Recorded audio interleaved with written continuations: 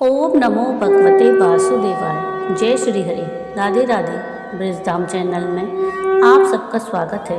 आप रसपान कर रहे हैं भगवद गीता के अध्याय के महात्म का। पिछले वीडियो में आपने श्रीमद् भगवद गीता के द्वितीय अध्याय का महात्म सुना। आज के इस वीडियो में हम श्रीमद् भगवद गीता के तीसरे अध्याय यानी कर्म योग का महात्म सुनेंगे। श्री भगवान कहते हैं, प्रिय जन, स्थान में एक जड़ नामक ब्राह्मण था जो कौशिक वंश में उत्पन्न हुआ था। उसने अपना जातीय धर्म छोड़कर बनिए की वृत्ति में मन लगाया। उसे पराई स्त्रियों के साथ व्यभिचार करने का व्यसन पड़ गया था। वह सदा जुआ खेलता, शराब पीता और शिकार खेलकर जीवों की हिंसा किया करता था। इसी प्रकार उसका समय बीतता था। धन के नष्ट हो जाने पर वह व्यापार के लिए बहुत दूर उत्तर दिशा में चला गया। वहाँ से धन कमाकर घर की ओर लौटा। बहुत दूर तक का रास्ता उसने तय कर लिया था। एक दिन सूर्यास्त हो जाने पर जब दसों दिशाओं में अंधकार फैल गया, तब एक वृक्ष के नीचे उसे लुटेरों ने धड़ दबोचा और शीघ्र ही उसके प्राण ले लिए। उसके धर्म का लोप हो गया था, इसलिए वह बड़ा भयानक प्रेत हुआ। उसका पुत्र बड़ा ही धर्मात्मा और वेदों का विद्वान था। उसने अब तक पिता के लौट आने की राह देखी। जब वे नहीं आए तब उनका पता लगाने के लिए वह स्वयं भी घर छोड़कर चल दिया। वह प्रतिदिन खोज करता, मगर राहगीरों से पूछने पर भी उसे उनका कुछ समाचार नहीं मिलता था। तदंतर एक दिन एक मनुष्य से उसकी भेंट हुई जो उसके पिता का सहायक था। उससे सारा हाल जानकर उसने पिता की मृत्यु पर बड़ा शोक किया। वह बड़ा बुद्धिमान था। बहुत कुछ सोच विचार कर पिता का पारलौकिक कर्म करने की इच्छा से आवश्यक सामग्री साथ ले उसने काशी जाने का विचार किया। मार्ग में 7-8 मुकाम डालकर वह 9वें दिन उसी वृक्ष के नीचे आ पहुंचा जहां उसके पिता मारे गए थे। उस स्थान पर उसने संध्या उपासना की और गीता के तीसरे अध्याय का पाठ किया। इसी समय आकाश में बड़ी भयानक आवाज़ हुई। उसने पिता को भयंकर आकार में देखा। फिर तुरंत ही अपने सामने आकाश में उसे एक सुंदर विमान दिखाई दिया जो तेज से व्याप्त था। उसमें अनेकों क्षुद्र घंटियां लगी हुई थीं। उसके तेज से समस्त दिशाएं आलोकित हो रही थीं। यह दृश्य देखकर उसके चित्र की व्यग्रता दूर हो गई। उसने विमान पर अपने पिता को दिव्य रूप धारण किए विराजमान देखा। उनके शरीर पर पीतांबर शोभा पा रहा था और मुनिजन उनकी स्तुति कर रहे थे। उन्हें देखते ही पुत्र ने प्रणाम किया। तब पिता ने भी उसे आशीर्वाद दिया। तत्पश्चात उसने पिता से यह सारा वृत्तांत पूछा। उसके उत्तर में पिता ने सब बातें बताकर इस प्रकार कहना आरंभ किया, बेटा, दैववश मेरे निकट गीता के तृतीय अध्याय का पाठ करके तुमने इस शरीर के द्वारा किए हुए दुस्त्यज कर्म बंधन से मुझे छुड़ा दिया। अतः अब घर लौट जाओ, क्योंकि जिसके लिए तुम काशी जा रहे थे वह प्रयोजन इस समय तृतीय अध्याय के पाठ से ही सिद्ध हो गया है। पिता के यूँ कहने पर पुत्र ने पूछा, तात, मेरे हित का उपदेश दीजिए और कोई कार्य जो मेरे लिए करने योग्य हो बतलाइए। तब पिता ने कहा, अनग, तुम्हें यही कार्य फिर करना है। मैंने जो कर्म किए हैं वही मेरे भाई ने भी किए थे। इससे वे घोर नरक में पड़े हैं। उनका भी तुम्हें उद्धार करना चाहिए और मेरे कुल के और भी जितने लोग नरक में पड़े हैं उन सब का भी तुम्हारे द्वारा उद्धार हो जाना चाहिए। यही मेरा मनोरथ है। बेटा, जिस साधन के द्वारा तुमने मुझे संकट से छुड़ाया है उसी का अनुष्ठान औरों के लिए भी करना उचित है। उसका अनुष्ठान करके उससे होने वाला पुण्य और नार के जीवों को संकल्प करके दे दो। इससे वे समस्त पूर्वज मेरी ही तरह यातना से मुक्त हो स्वल्प काल में ही श्री विष्णु के परम पद को प्राप्त हो जाएंगे। पिता का यह संदेश सुनकर पुत्र ने कहा, तात, यदि ऐसी बात है और आपकी भी ऐसी रुचि है तो मैं समस्त नार के जीवों का नरक से उद्धार कर दूंगा। यह सुनकर उसके पिता बोले, बेटा एवमस्तु, तुम्हारा कल्याण हो, मेरा अत्यंत प्रिय कार्य संपन्न हो गया। इस प्रकार पुत्र को आश्वासन देकर उसके पिता भगवान विष्णु के परम धाम को चले गए। तत्पश्चात वह भी लौटकर जनस्थान में आया और परम सुंदर भगवान श्री कृष्ण के मंदिर में उनके समक्ष बैठकर पिता के आदेश अनुसार गीता के 3 अध्याय का पाठ करने लगा। उसने नारकी जीवों का उद्धार करने की इच्छा से गीता पाठ जनित सारा पुण्य संकल्प करके दे दिया।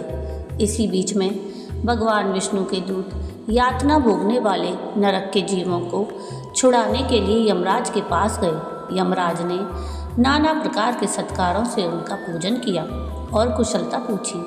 वे बोले, धर्मराज, हम लोगों के लिए सब और आनंद ही आनंद है। इस प्रकार सत्कार करके पितृलोक के सम्राट परम बुद्धिमान यम ने विष्णु दूतों से यमलोक में आने का कारण पूछा। तब विष्णु दूतों ने कहा कि यमराज शेष शैया पर शयन करने वाले भगवान विष्णु ने हम लोगों को आपके पास कुछ संदेश देने के लिए भेजा है। भगवान हम लोगों के मुख से आपकी कुशल पूछते हैं और यह आज्ञा देते हैं कि आप नरक में पड़े हुए समस्त प्राणियों को छोड़ दें। अमित तेजस्वी भगवान विष्णु का यह आदेश सुनकर यम ने मस्तक झुकाकर उसे स्वीकार किया और मन ही मन कुछ सोचा। तत्पश्चात मदोन्मत्त नारकी जीवों को नरक से मुक्त देखकर उनके साथ ही वे भगवान विष्णु के वास स्थान को चले। यमराज श्रेष्ठ विमान के द्वारा जहाँ क्षीर सागर है वहाँ पर जा पहुँचे।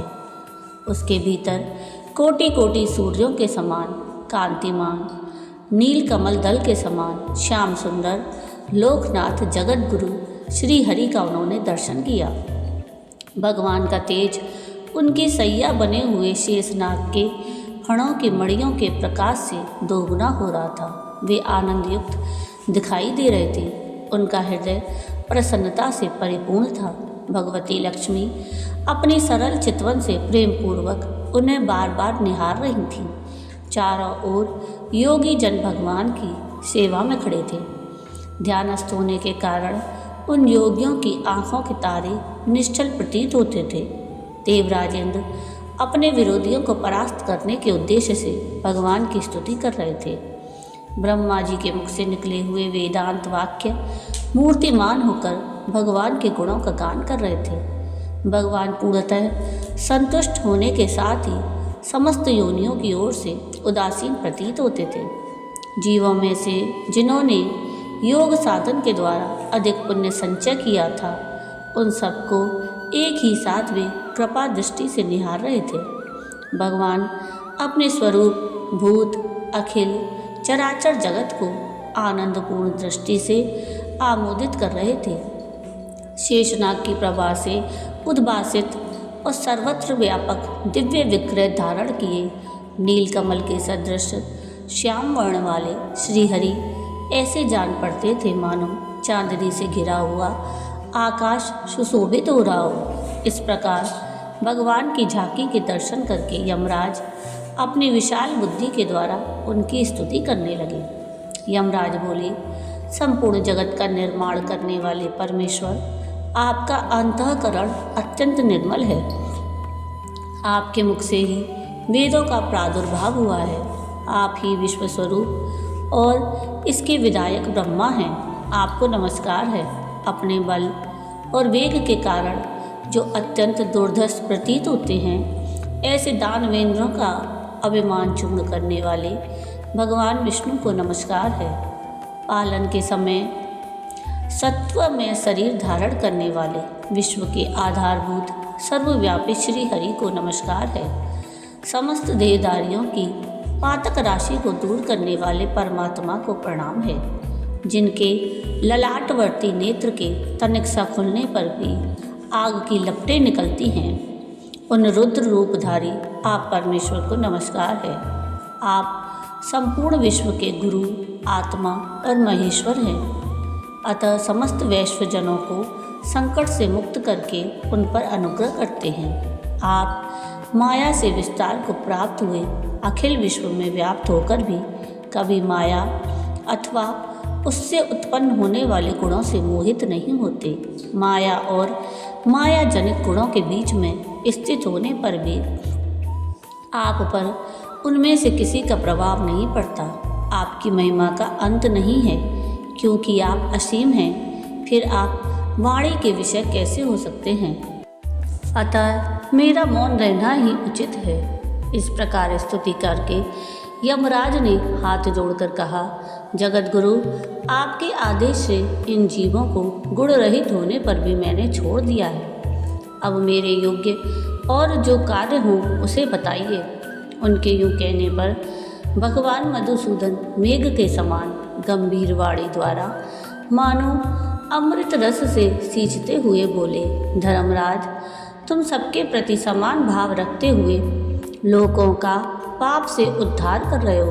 तुम पर देहधारियों का भार रखकर मैं निश्चिंत हूँ, अतः तुम अपना काम करो और अपने लोक को लौट जाओ। यूँ कहकर भगवान अंतर्ध्यान हो गए। यमराज भी अपनी पुरी को लौट आए।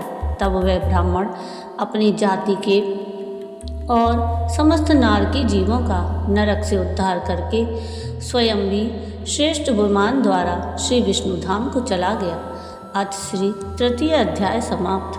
तो ये थी श्रीमद् भगवद गीता के तृतीय अध्याय का सार और उसका महत्व। आपको आज का ये वीडियो कैसा लगा मुझे कमेंट करके ज़रूर बताइएगा। और अगर आपको आज का ये वीडियो पसंद आया हो तो प्लीज़ इसको लाइक शेयर ज़रूर कीजिएगा और प्लीज़ मेरे चैनल को सब्सक्राइब कीजिएगा और कमेंट में राधे राधे ज़रूर लिखिएगा। वीडियो पूरा देखने के लिए थैंक यू। राधे राधे।